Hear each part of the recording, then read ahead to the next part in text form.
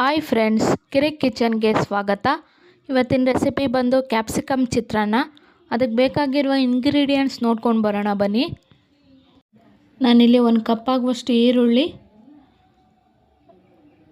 ಹಸಿಮೆಣ್ಸಿನ್ಕಾಯಿ ಕಟ್ ಮಾಡಿ ಇಟ್ಕೊಂಡಿದ್ದೀನಿ, ಅರ್ಧ ಟೇಬಲ್ ಸ್ಪೂನ್ ಅರಿಶಿನದ ಪುಡಿ, ಸಾಸಿವೆ 1 ಟೇಬಲ್ ಸ್ಪೂನು, ಕ್ಯಾಪ್ಸಿಕಮ್ 1 ಕಪ್ ಆಗುವಷ್ಟು ತೊಗೊಂಡಿದ್ದೀನಿ, ಜೀರಿಗೆನ 1 ಟೇಬಲ್ ಸ್ಪೂನ್ ಆಗುವಷ್ಟು ತೊಗೊಂಡಿದ್ದೀನಿ, ಎಣ್ಣೆ, ರುಚಿಗೆ ತಕ್ಕಷ್ಟು ಉಪ್ಪು, ಕರಿಬೇವಿನ ಸೊಪ್ಪನ್ನ ತೊಗೊಂಡಿದ್ದೀನಿ, ಅರ್ಧ ಕಪ್ ಆಗುವಷ್ಟು ಕೊತ್ತಂಬರಿ ಸೊಪ್ಪನ್ನ ಕಟ್ ಮಾಡಿ ಇಟ್ಕೊಂಡಿದ್ದೀನಿ, 1 ನಿಂಬೆಹಣ್ಣು ರಸನ ಸೇರಿಸಿಟ್ಕೊಂಡಿದ್ದೀನಿ.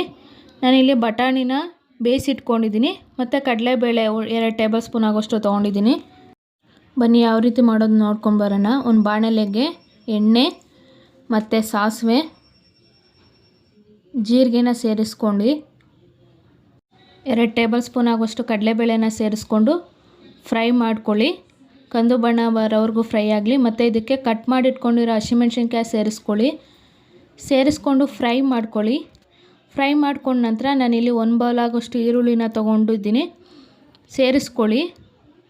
ಈರುಳ್ಳಿನ ಸೇರಿಸ್ಕೊಂಡು ಫ್ರೈ ಮಾಡ್ಕೊಳ್ಳಿ. ಕಂದು ಬಣ್ಣ ಬರೋವರೆಗೂ ಈರುಳ್ಳಿ ಫ್ರೈ ಆಗಲಿ. ಫ್ರೈ ಆದ ನಂತರ ಇದಕ್ಕೆ ಕರಿಬೇವಿನ ಸೊಪ್ಪನ್ನ ಸೇರಿಸ್ಕೊಂಡು ಫ್ರೈ ಮಾಡ್ಕೊಳ್ಳಿ. ನಾನಿಲ್ಲಿ 1 ಬೌಲ್ ಆಗುವಷ್ಟು ಕ್ಯಾಪ್ಸಿಕಮ್ನ ತೊಗೊಂಡಿದ್ದೀನಿ, ಕ್ಯಾಪ್ಸಿಕಮ್ನ ಸೇರಿಸ್ಕೋತಾ ಇದ್ದೀನಿ. ಸೇರಿಸ್ಕೊಂಡು ಚೆನ್ನಾಗಿ ಒಂದು ಮಿಕ್ಸ್ ಕೊಡಿ. ಮಿಕ್ಸ್ ಕೊಟ್ಟು ಬೇಯೋದಕ್ಕೆ ಬಿಡಿ. 1-2 ಮಿನಿಟ್ಸ್ ಫ್ರೈ ಆಗಲಿ. ಚೆನ್ನಾಗಿ ಫ್ರೈ ಮಾಡ್ಕೊಳ್ಳಿ.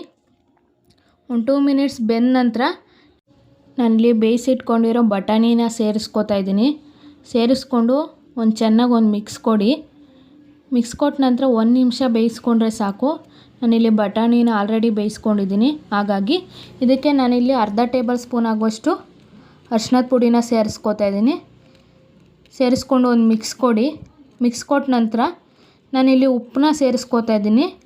1 ಟೇಬಲ್ ಸ್ಪೂನ್ ಆಗುವಷ್ಟು ಉಪ್ಪನ್ನ ಸೇರಿಸ್ಕೋತಾ ಇದ್ದೀನಿ. ಉಪ್ಪನ್ನ ಸೇರಿಸ್ಕೊಂಡ ನಂತರ ಚೆನ್ನಾಗಿ ಒಂದು ಮಿಕ್ಸ್ ಮಾಡ್ಕೊಳ್ಳಿ. ಫ್ರೈ ಮಾಡ್ಕೊಂಡ್ಮೇಲೆ ನಾನಿಲ್ಲಿ ಕಟ್ ಮಾಡಿ ಇಟ್ಕೊಂಡಿರೋ ಕೊತ್ತಂಬರಿ ಸೊಪ್ಪನ್ನ ಸೇರಿಸ್ಕೋತಾ ಇದ್ದೀನಿ. ಸೇರಿಸ್ಕೊಂಡು ಚೆನ್ನಾಗಿ ಒಂದು ಮಿಕ್ಸ್ ಮಾಡ್ಕೊಳ್ಳಿ. 2 ಮಿನಿಟ್ಸ್ ಫ್ರೈ ಮಾಡ್ಕೊಳ್ಳಿ. ಫ್ರೈ ಮಾಡ್ಕೊಂಡ ನಂತರ ನಾನಿಲ್ಲಿ 1 ನಿಂಬೆಹಣ್ಣ ತೊಗೊಂಡಿದ್ದೆ, 1 ನಿಂಬೆಹಣ್ಣಿನ ರಸನ ಸೇರಿಸ್ಕೋತಾ ಇದ್ದೀನಿ. ಸೇರಿಸ್ಕೊಂಡು ಚೆನ್ನಾಗಿ ಒಂದು ಮಿಕ್ಸ್ ಕೊಡಿ. ಮಿಕ್ಸ್ ಕೊಟ್ಟು 1-2 ಮಿನಿಟ್ಸ್ ಫ್ರೈ ಮಾಡ್ಕೊಳ್ಳಿ. ಫ್ರೈ ಮಾಡ್ಕೊಂಡ ತಕ್ಷಣ ನಾನಿಲ್ಲಿ ಆಲ್ರೆಡಿ ರೈಸ್ನ ಮಾಡಿಟ್ಕೊಂಡಿದ್ದೆ, ರೈಸ್ನ ಸೇರಿಸ್ಕೋತಾ ಇದ್ದೀನಿ. ನಾನಿಲ್ಲಿ 4 ಜನಕ್ಕಾಗುವಷ್ಟು ರೈಸ್ನ ತೊಗೊಂಡಿದ್ದೆ. ಫುಲ್ ರೈಸ್ನ ಹಾಕ್ಕೊಂಡು ಚೆನ್ನಾಗಿ ಒಂದು ಮಿಕ್ಸ್ ಕೊಡಿ. ಮಿಕ್ಸ್ ಮಾಡ್ಕೊಳ್ಳಿ.